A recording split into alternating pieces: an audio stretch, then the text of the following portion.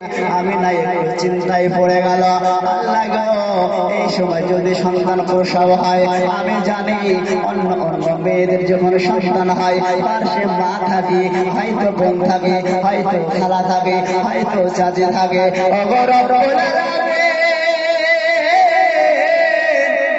আজকে এই ভরা রাতের কালে আজকে যদি আমার ব্যতিক্রম সন্তান হয়ে যায়, তাহলে আমাকে কে দেখভাল করবে, আমাকে কে দেখাশোনা করবে?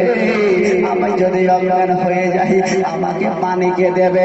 আমার যদি শরবতের দরকার হয় আমাকে শরবতকে পান করাবে।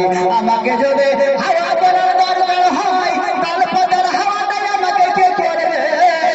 আমি যদি বেহুশ হয়ে জমিনে পড়ে যাই আমাকে কে বাসে আপনার উঠাবে?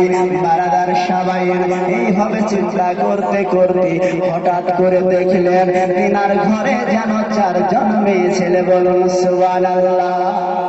হঠাৎ করে তিনি দেখতে পেলেন 4 মাইয়া মানুষ তার ঘরে উপনীত হয়ে গিয়েছে।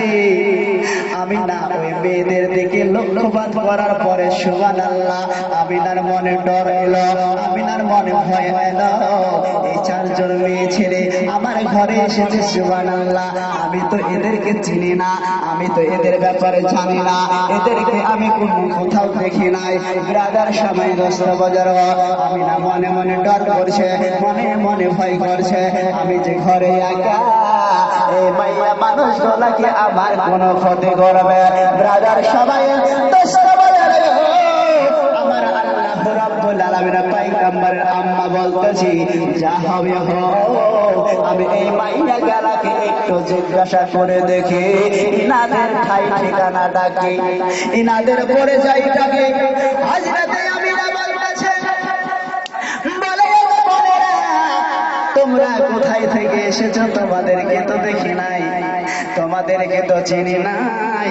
হঠাৎ করে তোমরা কোথাও থেকে আমার ঘরে তোমরা ঢুকেছো, আমার ঘরে তোমরা প্রবেশ করেছো। তোমাদের যদি প্রবেশ, তোমাদের যদি ঠিকানা, তোমাদের যদি নামগুলো বলতে আমি না বড় খুশি হইতাম। বলুন সুবহানাল্লাহ। বলে আমি না গো তোমরা আমাকে চিনবে না, তুমি আমাকে চিনবে না রে আমি না, এই জন্য তুমি আমাদের চিনবে না। আমি এই জামানার মানুষ নই, ও ভাই আমি আমরা এই জগতের এই জামানার মানুষ নই, শুধু এই জগতের মানুষ নই। কেননা ব্রাদার সময়ে আমরা যখন দুনিয়ার জগতে এসেছিলাম বলে আমি না তুমি